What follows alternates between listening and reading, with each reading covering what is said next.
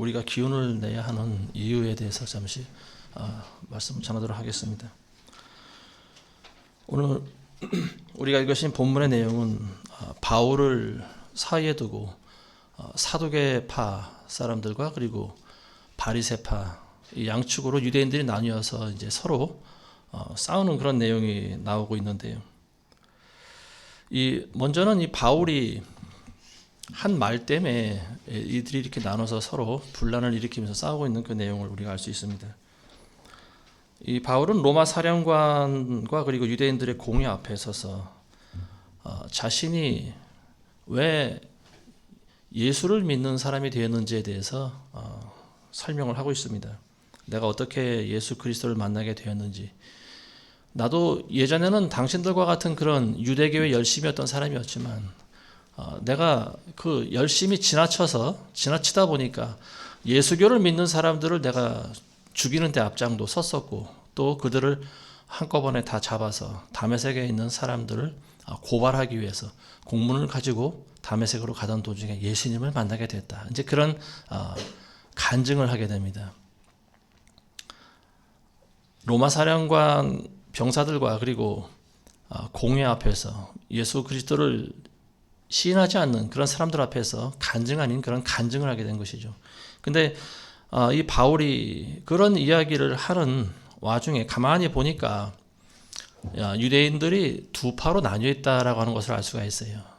그게 뭐냐면 이제 그들의 모양새도 좀 그렇지만 그 당시 어떤 나름대로의 특징이 있었던 것 같습니다. 사두개인들과 바리새인들의 어떤 행색에 약간의 구별이 있지 않았나 싶습니다. 근데 바울이 이렇게 보니까 이 사람들이 지금은 한 통속이 돼서 나를 죽이려고 하는데 바울이 그때 생각해낸 꾀가 뭐냐면은 자기가 바리새인이라고 하는 것을 알리는 거였죠. 그래서 이 위기를 잠시라도 좀 모면해보자.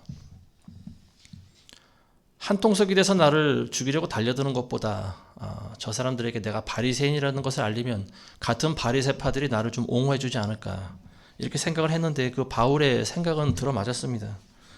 그래서 이 바리새파와 사두개파가 거기서 바울을 사이에 두고 서로 자신들의 주장이 옳다고 이제 싸움을 하게 되는 그런 상황이었습니다. 이 같은 유대인이지만 바리새인과 그리고 사두개파가 서로 싸우게 되는 이유는 뭐냐면 그들의 교리가 달랐기 때문에 그렇습니다. 사두개파들은 교리 자체가 영혼이 없다고 믿는 사람들입니다. 그러니까 영도 없고 천사도 없고 부활도 없다. 그러니까 이 사람들이 믿는 것은 사실은 허상인 거나 마찬가지죠. 어찌 보면 도덕이라고도 볼 수가 있어요. 이 사람들이 믿는 것은 종교가 아니고 도덕이라고도 볼 수가 있겠죠. 이 세상에서 오직 율법을 지키면서 착하게 사는 것이 그 사람들에게 있어서는 최선의 그런 종교적인 행위였다라고 하는 거죠.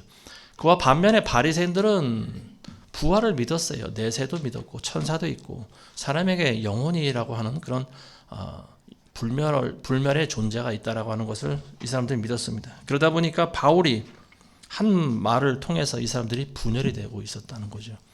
바울이 뭐라고 했냐면 나는 바리새인이고 그리고 죽은 자의 부활과 소망 때문에 내가 지금 신문을 받고 있도다. 죽은 자의 부활과 소망. 바리새인들도 사실은 이건 다 믿는 그런 내용이었습니다.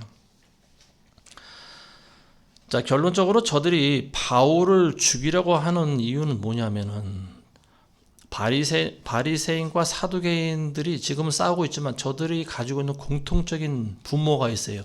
그게 뭐냐면 바로 예수 그리스도의 부활이라고 하는 것입니다. 예수 그리스도의 부활이라고 하는 것이 한 사람을 살릴 수도 있고 죽일 수도 있는 그런 자리에 올려놓게 되었다라고 하는 거죠. 그럼 저 사람들은 왜 부활도 믿고 천사도 믿고 영혼이 있다라고 하는 것을 믿는 바리새인들조차 왜 바울을 죽이려고 했을까? 그건 바로 예수 그리스도의 부활을 믿지 않았기 때문에 그렇습니다. 예수님의 부활을 눈으로는 보았는지도 몰라요. 그들 가운데서 그들의 지인이나 친구들이 예수님의 부활을 직접 목격한 사람들도 있을지 모릅니다. 그리고 그들도 동굴이 비어있다라고 하는 사실을 알았겠죠. 그렇지만 이들이 그걸 애써 부인하고 있는 거죠. 왜냐하면 예수 그리스도의 부활을 시인하는 순간 자신들이 믿던 그 모든 것들이 전부 거짓이기 되기 때문에 그렇습니다. 원래 우리 인간은 존귀한 그런 존재로 하나님으로부터 지음받았습니다. 그래서 아담과 하와는 하나님의 놀라우신 그런 은혜를 받은 사람들이었어요. 근데 그들의 죄악으로 말미암아서 우리 인간에게 저주가 들어오기 시작했습니다. 그래서 죽음이 들어오고 질병이 들어오고 그리고 마귀의 종으로 살아가게 되는 그런 저주 가운데 살아가게 된 거죠. 유명한 신학자가 이런 이야기를 합니다. 인생은 사형 선고를 받은 죄수가 감방에서 밖을 내다보면서 한 사람 한 사람 사형장으로 끌려가는 것을 보는 것과 같다. 이런 이야기를 하고 있습니다. 이 말씀의 의미는 여러분들 다 아시겠죠. 우리도 언젠가는 사형장에 끌려나가서 지금 죽어가고 있는 사람들과 같이 죽는다라고 하는 겁니다. 단지 그 때를 기다리고 있는 감방 안에서 그 때를 기다리고 있는 사형수와도 같다. 이런 이야기를 했습니다. 로마서 6장 23절에 보면 죄의 삭은 사망이라고 나와 있어요. 모든 인간들에게 주어진 하나님의 형벌은 바로 사망입니다. 죄와 저주와 질병과 사망, 이것은 우리 모든 인간들이 피할래야 피할 수 없는 그런, 오직 예수 그리스도를 통하지 않고서는 이 모든 하나님의 형벌을 피할 수 있는 자가 없다라고 하는 거예요. 그래서 하나님께서는 독생자를 이 땅에 보내십니다. 그래서 예수님이 우리 인간들의 세상에 뛰어들어오신 거예요. 예수님은 모진 고난 받으시고요. 십자가에서 돌아가십니다. 어린 양이 되셔서 대속제물이 되신 거죠. 그래서 돌아가실 때 저와 여러분들의 죄와 허물을 다 청산하셨습니다. 그리고 죄와 질병을 다 갚으셨어요. 질병을 치유하셨어요. 그리고 가장 우리 인간들이 두려워하는 죽음과 사망 권세를 이기셨습니다. 고린도전서 15장 55절에 보면요. 오 사망아 너의 쏘는 것이 어디 있느냐. 오 음부야 너의 승리가 어디 있느냐. 그러나 우리 주 예수 그리스도를 통하여 우리에게 승리를 주시는 하나님께 감사하노라. 오직 예수 그리스도를 통하여서만이 죄와 사망과 그리고 죽음의 권세를 이길 수 있다는 사실을 여러분들 믿으시기 바랍니다. 예수 그리스도의 부활은 우리에게 주신 하나님의 가장 큰 선물입니다. 그분의 죽으심으로 말미암아 저와 여러분들은 하나님으로부터 죄의 사함을 받게 되었다는 사실입니다. 우리가 힘으로도 능으로도 우리가 가지고 있는 죄의 사함을 하나님으로부터 받을 수 있는 사람은 아무도 없습니다.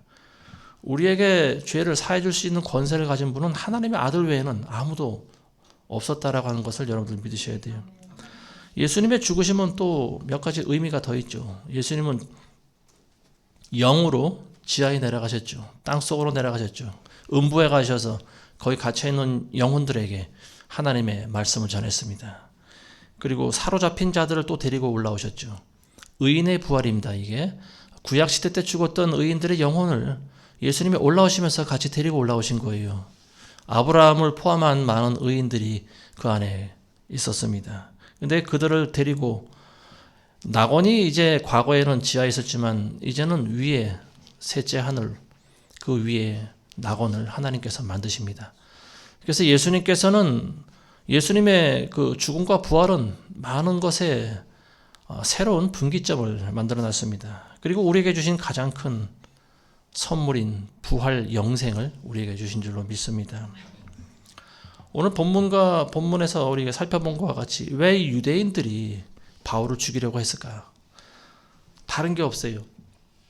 바울도 같은 유대인이었고 또 바리새파였고 과거에는 유대교에 열심히 있었던 사람이었습니다. 근데 왜 이들이 바울을 죽이려고 그렇게 혈안되었을까? 바울이 전한 복음 때문에 그렇습니다. 바울이 다른 사람도 아닌 바로 예수 그리스도의 부활을 증거하면서 다녔기 때문에 그래요. 마귀가 가장 싫어하는 것이 부활을 믿지 못하게 하는 것입니다. 사람들이 부활을 믿는 것을 마귀는 가장 싫어해요. 왜냐하면 이 부활 사건이야말로 예수님께서 십자가에서 이 사탄의 머리를 밟고 승리하신 사건이기 때문에 그렇습니다. 예수님은 십자가에서 돌아가실 때까지 내려오지 않았어요.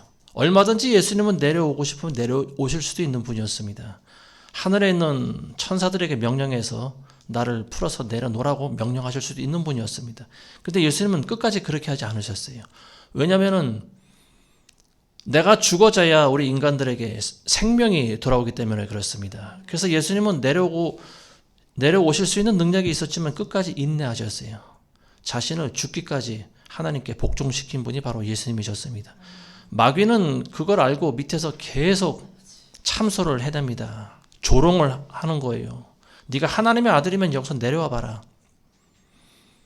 예수님은 사탄이 와서 자기를 자꾸만 참소하고 또 이렇게 조롱하는 것을 보고 우리 같았으면 아마 내려올 수도 있었을 것이다. 저는 그런 생각을 해봅니다. 근데 예수님 끝까지 참으셨습니다. 예수님의 이 죽음이 완성돼야, 십자가의 사역이 완성돼야 저와 여러분들에게 영생을 줄 수 있기 때문에 그렇습니다. 그래서 이 사탄은 부활 사건을 가장 싫어하는 거예요. 왜냐하면 예수님이 부활하심으로 말미암아 자신들이, 그리고 자신들에게 속한 많은 자들이 하나님의 아들들에게 참패했다라고 하는 사실을 많은 사람들이 알기 때문에 그렇습니다. 그래서 이 마귀는요, 예수님이 부활하셨다는 사실을 철저히 부인하고, 그리고 그 예수 그리스도의 부활을 전하는 사람들을 어떻게 해서든지 잡아 죽이려고 하는 겁니다. 그래서 바울도 유대인들이 잡아 죽이려고 하는 거죠. 고린도전서 15장 14절 이후에 보면은요, 만일 그리스도께서 살아나지 못하셨다면 우리가 전파하는 것도 헛것이며 너의 믿음 또한 헛것이라. 뿐만 아니라 우리는 하나님의 거짓 증인들로 밝혀지리니 이는 우리가 하나님께서 그리스도를 살리셨다고 증거하였기 때문이다. 만일 죽은 자들이 정녕 살아나지 아니한다면 그분께서 그리스도를 살리지 아니하셨으리라. 만일 죽은 자들이 살아나지 못한다면 그리스도께서도 일으켜지지 못하셨으리라. 만일 그리스도께서 일으켜지지 못하셨다면 너의 믿음도 헛되고 너희가 여전히 너희 죄들 가운데 있는 것이라. 그렇다면 그리스도 안에서 잠든 사람들도 멸망한 것이다. 만일 그리스도 안에서 우리가 바라는 것이 오직 이 생뿐이라면 우리는 모든 사람 가운데서 가장 비참한 사람이라. 바울이 이렇게 이야기합니다. 예수 그리스도의 부활이 없다면 우리의 존재 자체가 아무런 가치가 없다라고 하는 말입니다. 우리가 아무리 예수 그리스도를 따르고 하나님을 잘 믿는다고 하더라도 예수님의 부활이 없으면 우리가 믿는 것이 다 가치가 없다. 다 소용이 없고 우리는 세상 사람들보다도 더 비참하고 불쌍한 자들이다. 바울은 이런 고백을 합니다. 그렇지만 예수 그리스도께서 부활하신 증거가 있고 그리고 우리는 그 사실을 믿음으로 말미암아 또 그게 사실이고요. 저와 여러분들은 승리할 수 있다라고 하는 사실입니다. 예수님의 부활은 역사상 가장 정확하고 명확한 부인할 수 없는 그런 증거가 있는 가장 큰 사건 중에 하나입니다. 성경이 증거하고 있고요. 또한 수많은 그리스도인들이 예수 그리스도의 부활의 증인이 되어서 순교를 당했습니다. 이 사람들의 죽음 자체가 곧 그리스도의 부활을 증명하는 거죠. 그리고 또한 저와 여러분들도 그 부활의 증인이 되고 있다는 것을 여러분들 아셔야 됩니다. 성령이 있는 자들마다 그 안에서 예수님의 부활을 증거하고 있습니다. 예수님이 부활하셨다라고 하는 사실을 저와 여러분들은 눈으로 보지 못했죠. 그렇지만 들어서 믿는 자들입니다. 예수님께서는 눈으로 보고 믿는 자보다 들음으로써 믿는 자들이 더 복되도다 이런 말씀하십니다.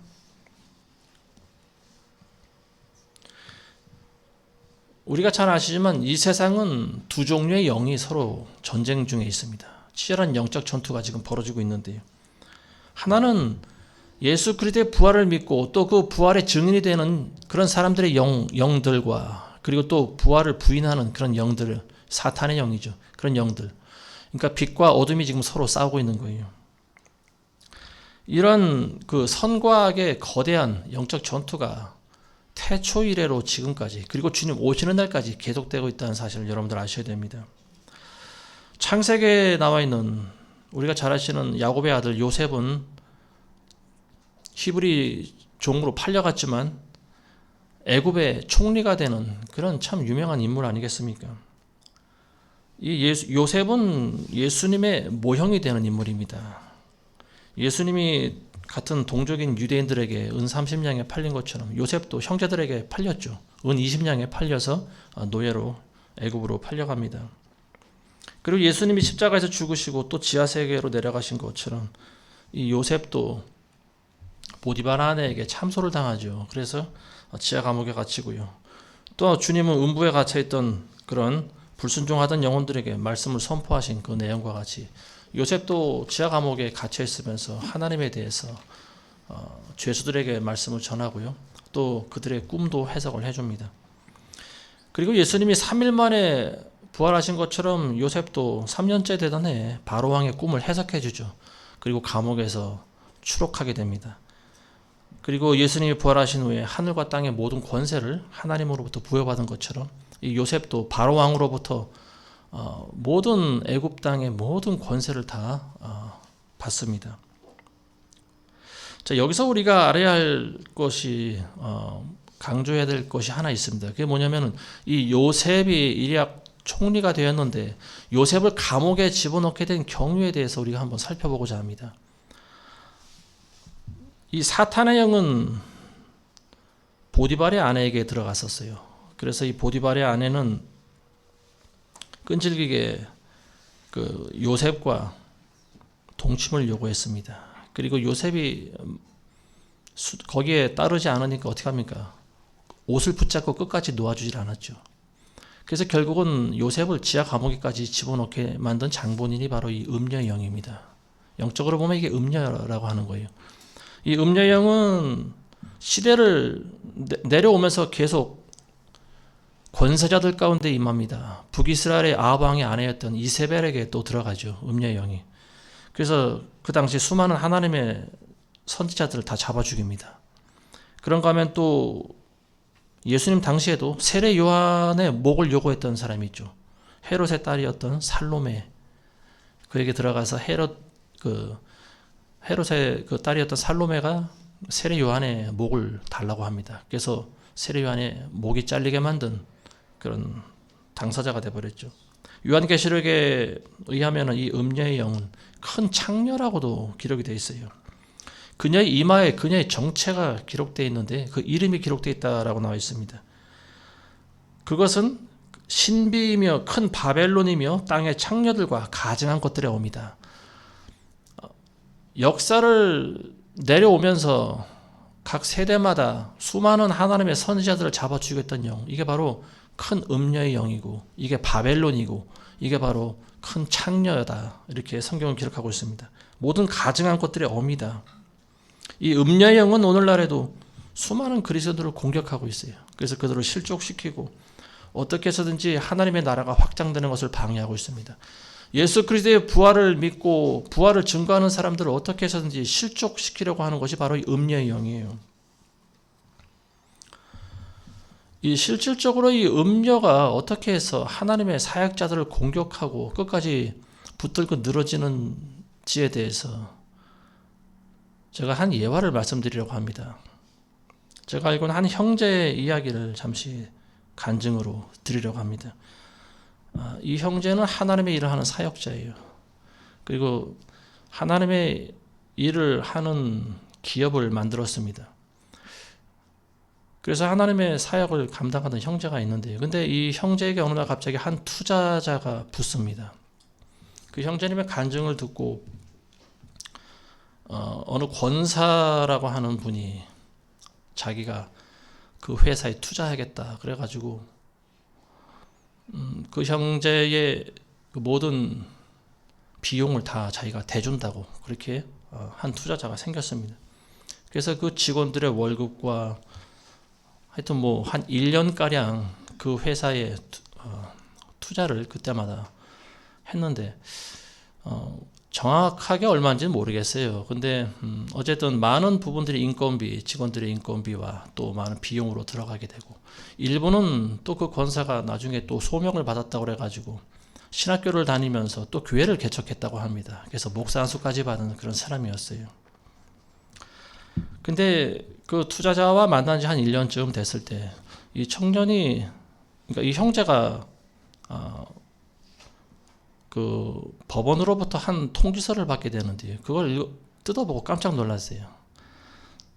법원으로 출두하라고 하는 그 명령서를 받은 거예요. 그러면서 그 죄목이 뭐냐면 사기죄로 고발당한 거예요.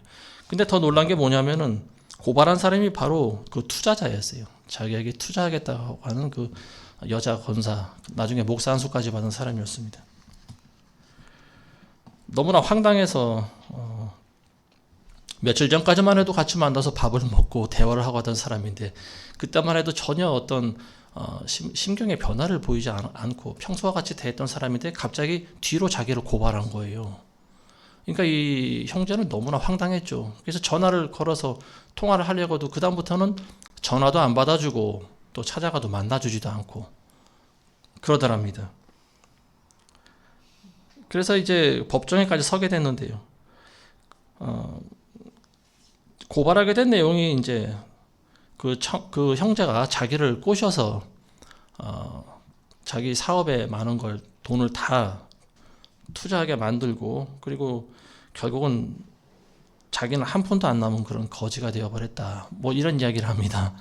처음에는 뭐 이 형제가 투자하면은 자기에게 많은 이익금을 준다고 뭐 이렇게 거짓말을 했다라고 하는 거예요. 결국은 이제 사기죄죠.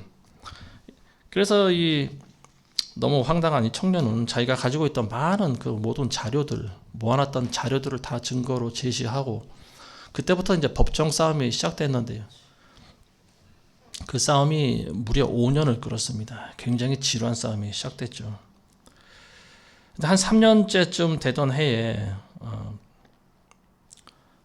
공개 재판을 이제 해야 된다라고 이제 변호사한테 어떤 그런 조언을 받은 모양입니다. 그래서 그걸 법원에 열린 재판, 그 뭐 시민들이 참여하는 그런 참여 재판이라고 하는 게 있던 모양입니다. 근데 이제 그 재판을 하기 전에 이 형제가 자기 무죄를 증명하기 위해서 많은 노력을 하지 않았겠습니까? 그때부터는 이제 그 법정에서 계속 출두 명령을 받고 하다 보니까 제대로 하나님의 사역을 하지 못하게 된 거죠. 그러다 보니까 여러 군데에서 투자받았던 그런 투자금도 이자를 제때 갚지 못하고 또 원금을 내지 못하니까 결국은 신용불량이 되어버렸습니다. 신용불량자가 되고 그리고 이제 가지고 있던 집과 통장들이 전부 압류를 당했습니다. 빨간 딱지가 붙었고요. 그리고 집도 없이 돌아다니다가 어느 지인의 집에 얹혀 사는 그런 신세가 되어버렸습니다. 자, 그리고 이제 이 싸움이 끝이 안 나서 이제 마지막으로 열린 참여 재판을 하게 됐는데요. 근데 참여 재판이 이제 이 형제에게는 이제 많은 도움이 된다라고 이제 변호사가 그런 조언을 한 모양입니다. 그래서 진실이 이제 참여 재판을 통해서 많이 밝혀지니까 그걸 신청해보라. 그래서 참여 재판을 했는데 결과는 어떻게 됐냐면 이 청년에게 유죄가 선고됐습니다. 그래서 4년형을 선고받은 거예요. 그러니까 이 청년은 너무나 황당했습니다. 아무 죄도 없는 내가 여기서 4년형을 언도를 받다니 4년 동안 감방에서 썩어야 되는 그런 신세가 되어버렸습니다. 그 순간 그 판사의 말을 듣는 순간 이 청년은 공황장애가 왔습니다. 그리고 그 즉시 뭐 부모 형제에게 인사할 그럴 기회를 주지 않고요. 그 자리에서 바로 감옥으로 끌려간다고 합니다. 그래서 핸드폰과 또 모든 금품 같은 거, 지갑이라든가 이런 걸 전부 다 반납을 하고요. 그 즉시 구치소로 들어가게 되었습니다. 그때가 작년이었습니다. 작년 5월 달에. 그래서 저하고 집사람이 한번 면회를 갔어요. 서울 구치소에 있을 때. 가서 해줄 수 있는 말이 없었습니다. 내가 도와줄 수 있는 곳이 아무것도 없었어요. 그래서 기도를 해주고 그런 이야기를 했습니다. 하나님의 뜻이 어딘지 모르지만 어쨌든 하나님께서는 모든 것이 합력해서 선을 구하시는 분이기 때문에 하나님께 모든 것을 다 맡기자. 그리고 우리가 계속 기도하겠다. 이 말밖에 해줄 수가 없었어요. 근데 참 하나님의 은혜로 저희가 면회해서 기도해주고 난 뒤 한 달 만에 그 친구가 보석으로 출소하게 되었습니다. 근데 이것도 굉장히 이례적인 일이라고 하죠. 아마도 이 재판부에서 증거가 좀 불충분하다 보니까 4년형을 때린 것은 좀 너무 좀 부당하다 이렇게 판단하지 않았나 싶습니다. 그래서 작년에 보석으로 나왔어요. 근데 재판은 계속 진행됩니다. 한 달마다 계속 법정에 서서 자신의 무죄를 증명해야 되는 거예요. 이미 모든 증거를 다 제출했고 그때마다 자신의 무죄를 변호하는데도 이제는 지친 거예요. 그래서 계속 같은 말을 반복하고 그리고 상대 측에서는 이 청년을 추호도 봐줄 그런 기미가 조금도 보이질 않았어요. 몇 번의 재판인가를 했을 때 판사가 양측 변호사들을 불러서 그런 이야기를 했다고 합니다. 서로 합의를 하라. 합의를 이쪽에서 얼마를 줘야지 합의를 보겠느냐. 이제 그건 변호인들이 해야 되는 거고, 이쪽은 이제 너무나 답답하고 억울하지만 판사가 합의를 하라고 하니까 합의를 보려고 저쪽과 연락을 했는데 저쪽에서는 추호도 합의를 해줄 생각이 없는 거예요. 그쪽이 요구하고 있는 금액이 얼마냐면 4억 원입니다. 4억 원. 근데 이 친구는 빈털털이에요.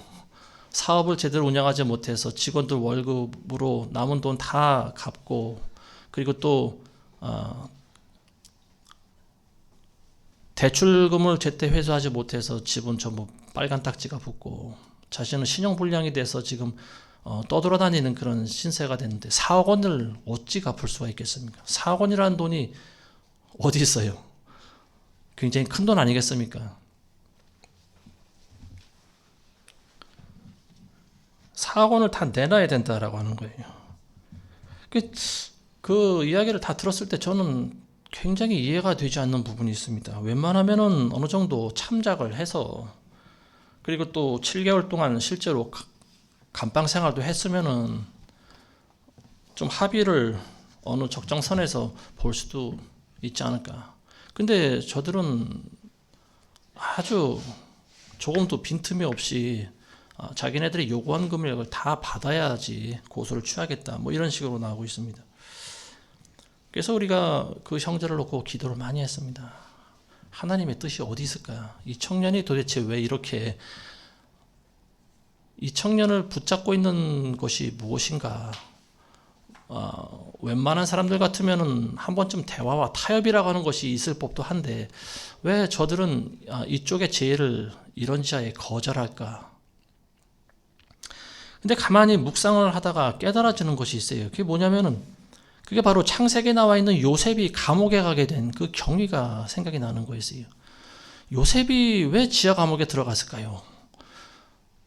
요셉이 보디발에게 총애를 받았던 그런 유능한 청지기 아니었습니까? 주인의 눈에 정말 충성하던 그런 하인이었는데 감옥에 가게 된 것은 다른 것이 아니고 바로 이 보디발의 아내에게 미움을 받게 된 거죠.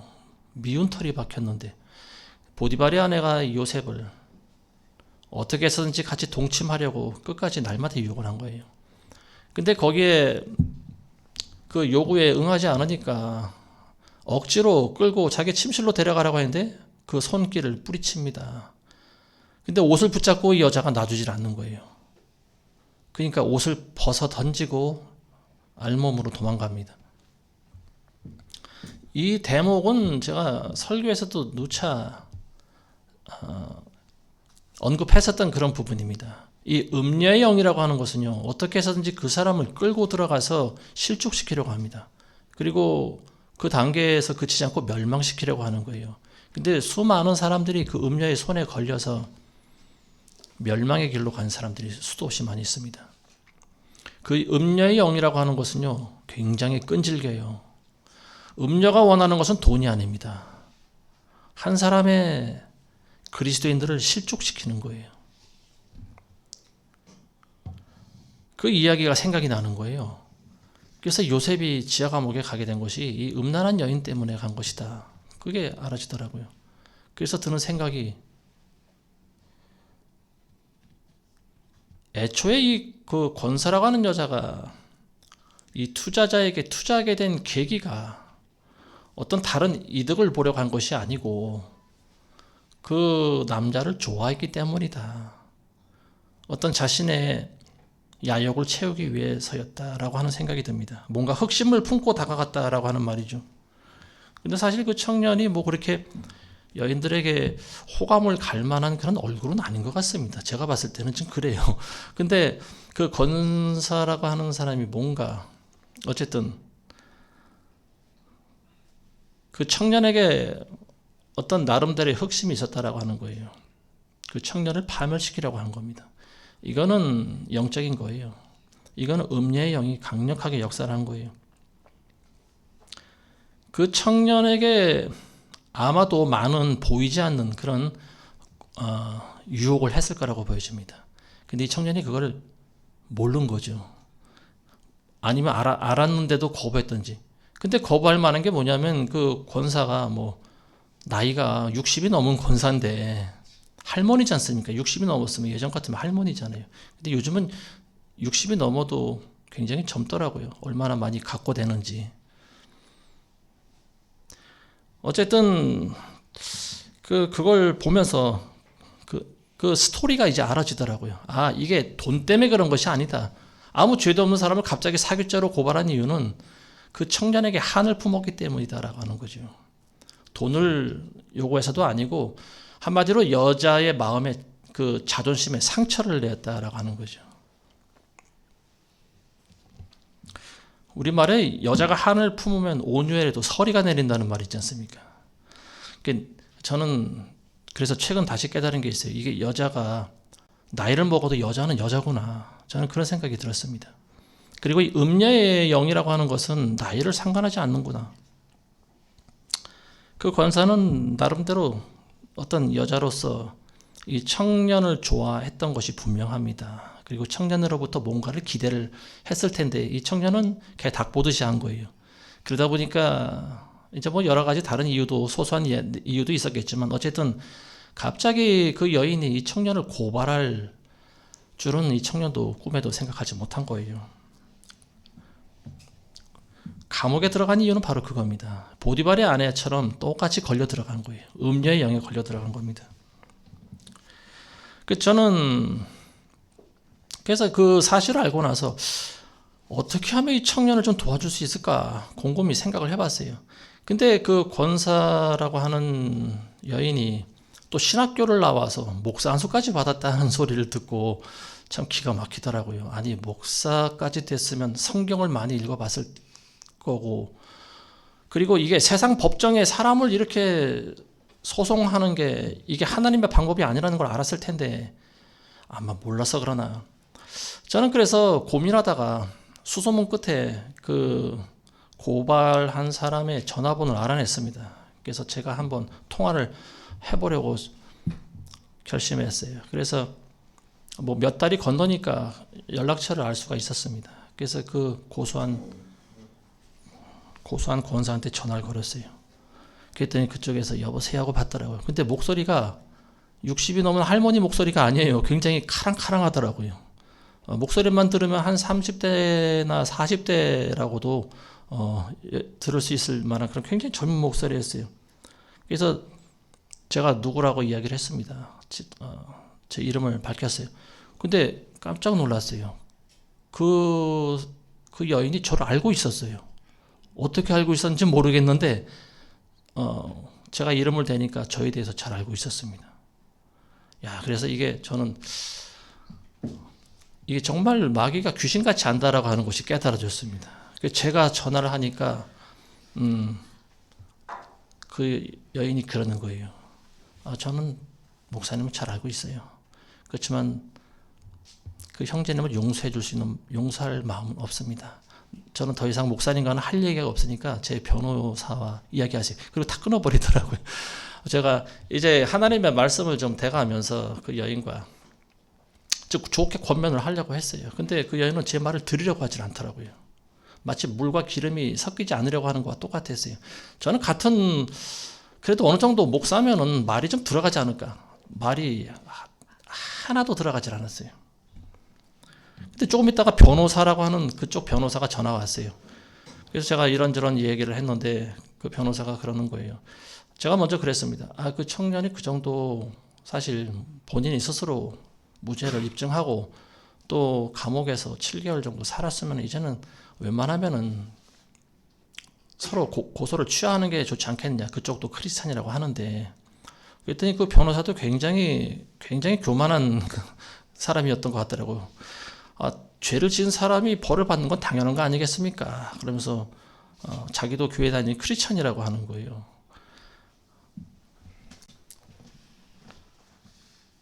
근데 어쨌든 그들과는 말이 전혀 통하지 않았습니다.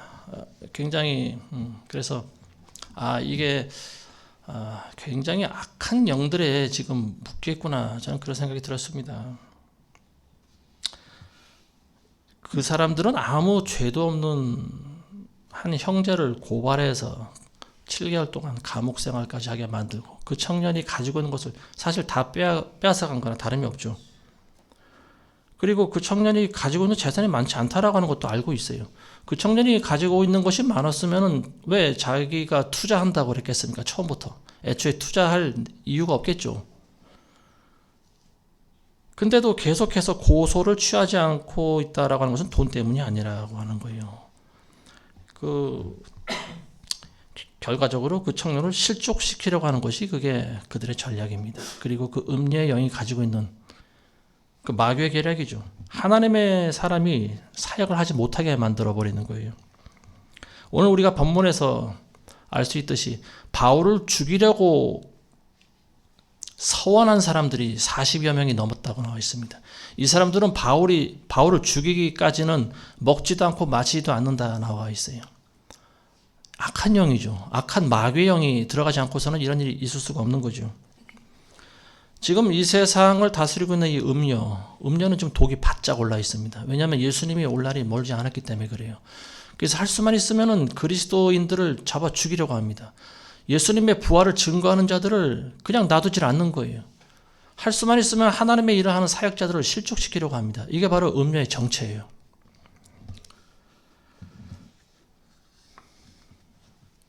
그런데 하나님의 은혜가 성경에는 바울에게 주어지고 있다라고 하는 것을 우리가 알 수 있습니다. 오늘 23장 14절 이하에 보면은요, 이 사람들이 미리 선임 제사장들과 장로들한테 가서 이야기를 합니다. 당신들이 그 사람에게 바울에게 뭘 좀 물어본 것이 있다고 해서 불러만 오면은 우리가 바울을 반드시 죽일 것이다. 이렇게 미리 입을 맞춰 놓습니다. 그래서 바울을 그 다음 날이 밝으면 이제 바울을 다시 공회로 불러 드리려고 하고 있었어요.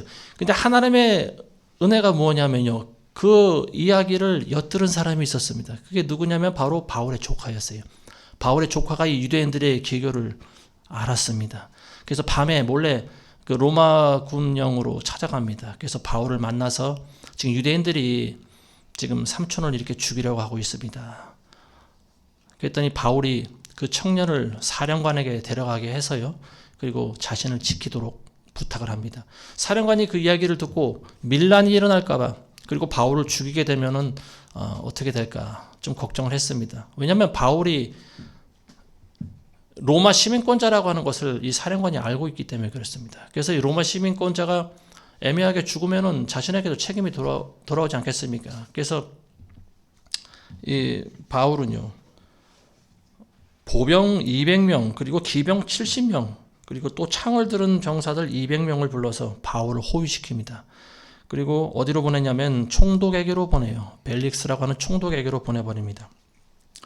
그래서 거기서도 이제 또 바울이 자신을 변호하게 되고 결국은 바울이 로마에까지 압송되는 그런 발단이 됩니다. 자, 이런 모든 일들은 그 토막토막 살펴보면은요, 우리 인간들이 하고 있는 일들 같지만 전체적으로 큰 그림을 보면은 이 모두가 다 하나님의 크고 선하신 계획 가운데 이루어지는 일이라는 것을 우리가 알아야 됩니다. 예수님께서 벨릭스 총독에게 가기 전날이요, 그 유대인들이 개교를 꾸미고 있을 때 그날 밤에 바울에게 나타나시죠. 그래서 11절에 보시면은 주께서 바울 곁에 서서 말씀하시기를, 바울아 기운을 내라. 네가 예루살렘에서 나에게 관한 일들을 증거한 것처럼 로마에서도 증거해야 하느니라. 바울에게 힘을 내라고 하신 이유는 뭐냐면 바로 네가 로마에 가서도 나에 대해서 증거를 해야 하기 때문이다. 이런 말씀하십니다. 로마라고 하는 곳이 어디입니까? 로마는 사탄의 본거지가 있는 곳이죠. 지금도 로마의 그 캐톨릭의 그 본부가 로마에 있지 않습니까? 그 당시에도 그 당시 세계를 지배하던 힘이 로마로부터 나왔습니다. 그리고 로마는 수많은 그런 우상들을 숭배하고 있는 그런 나라였어요. 거기가 바로 사탄의 본거지라고 하는 거죠. 근데 바울이 로마로 갈 줄을 사탄은 알고 있었다라고 하는 거예요. 그래서 어떻게 해서든지 유대인들을 시켜서 사도 바울을 죽이려고 했습니다.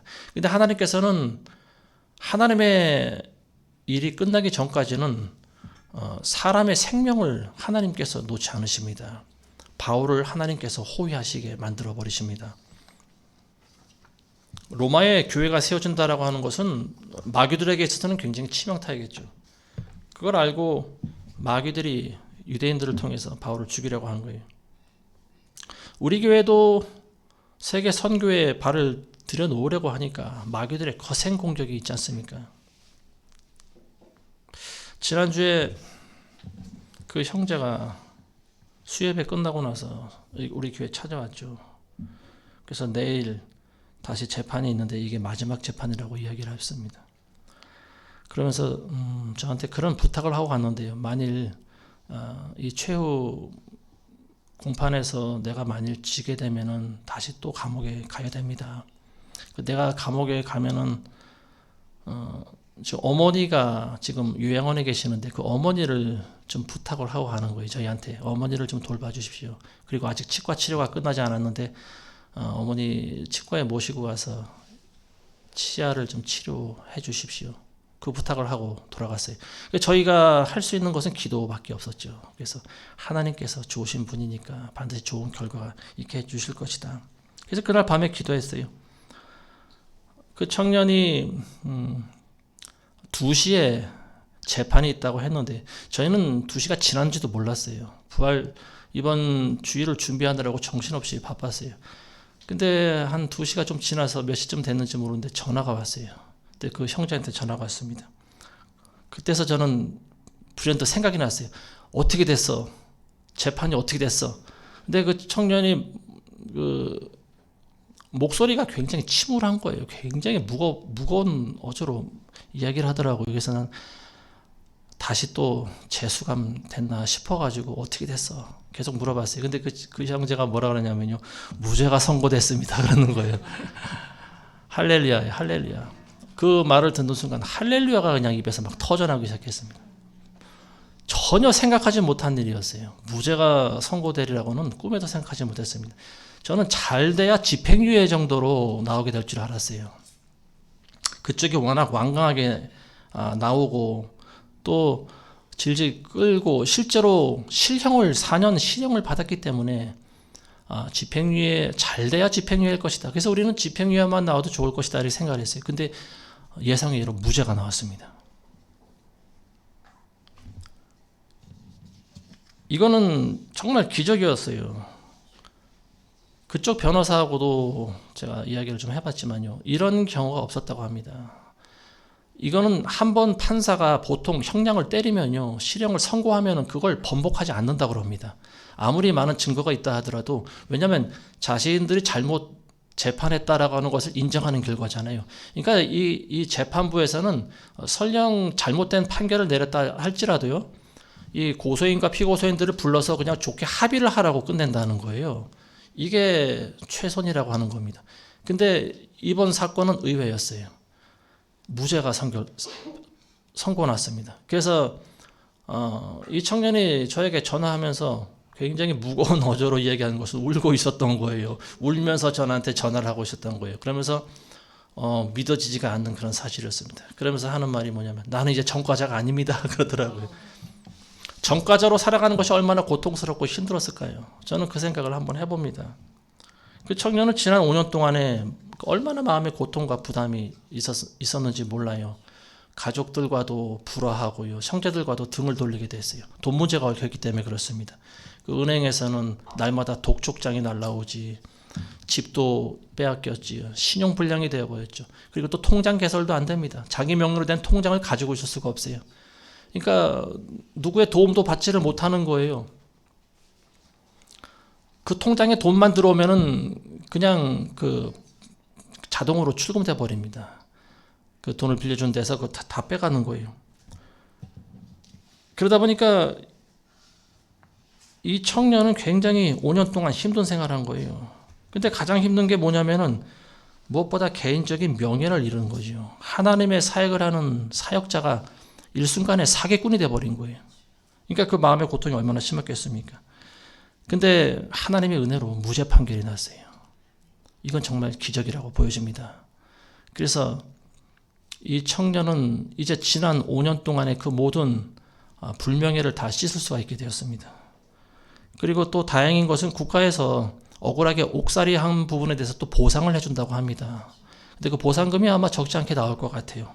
7개월 동안 감옥 생활했으니까 그걸 국가에서 보상해주지 않으면 어떻게 되겠습니까?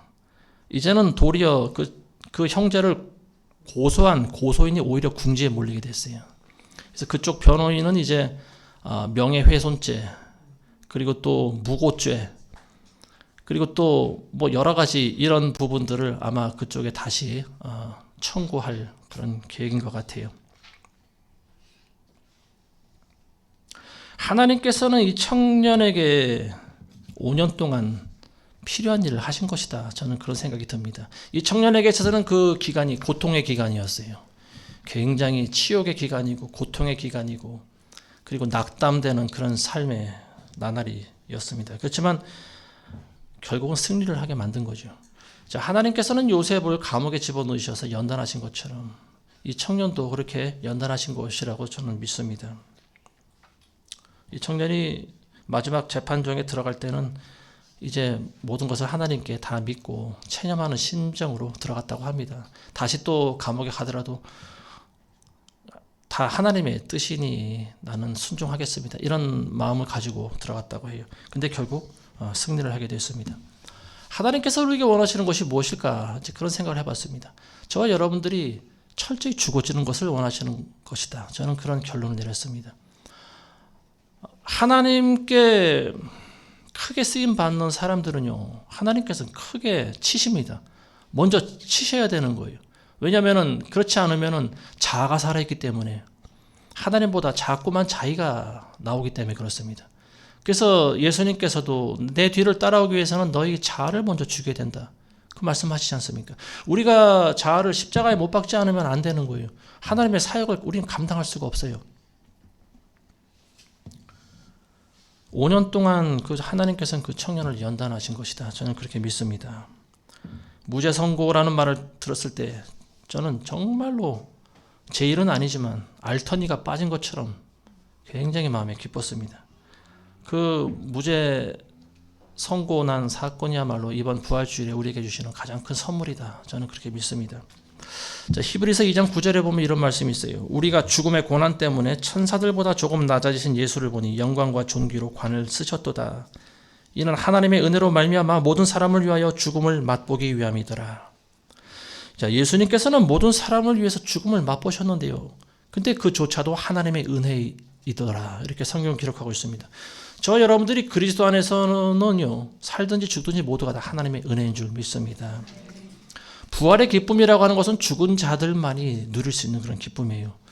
죽음의 고난 가운데서 그런 어둠 속에서 한 줄기 한 송이 꽃이 피어나듯이요. 저와 여러분들은 암울한 세상 가운데서 이 부활의 기쁨을 날마다 누리셔야 됩니다. 그리고 그리스도의 부활의 증인들이 다 되셔야 돼요. 예수님께서 우리에게 기운을 내라고 하십니다. 여러분들 낙담하고 지금 어깨가 축 처져 있는 분들 계시죠? 여러분들 기운을 내시기 바랍니다. 때가 되기까지는 여러분들 하나님께서 보호하십니다. 여러분들이 아무리 마귀의 참속 가운데 있어도 하나님께서는 여러분들 붙잡고 계신 손을 놓지 않습니다. 우리에게 할 일이 남아있기 때문에 그래요. 그것은 바로 우리가 그리스도의 복음을 전하는 일입니다. 우리가 예수님이 부활했다라고 하는 사실을 증거해야 되는 일이에요. 그게 바로 이 어둡고 캄캄한 이 마지막 때 우리가 살아가면서도 기운을 내야 되는 단 한 가지 이유인 줄로 믿습니다. 기도하겠습니다. 하나님 아버지 감사합니다. 어둠을 딛고 우리는 부활의 기쁨을 맛봐야 됩니다. 날마다 우리의 삶 가운데서 부활의 기쁨이 누려지게 도와주시옵소서. 예수님께서는 이 순간에도 우리에게 기운을 내라고 하십니다.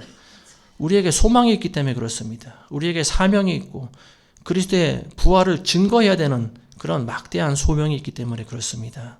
하나님 우리 에베네셀 교회를 축복하시고 또 인터넷으로 이 말씀을 듣는 모든 분들 가운데 날마다 이 그리스도의 그 말씀이 우리의 뇌리에 기억되게 하시고 죽는 날까지 그리스도의 부활의 증인이 되어 살아갈 수 있도록 인도하여 주옵소서.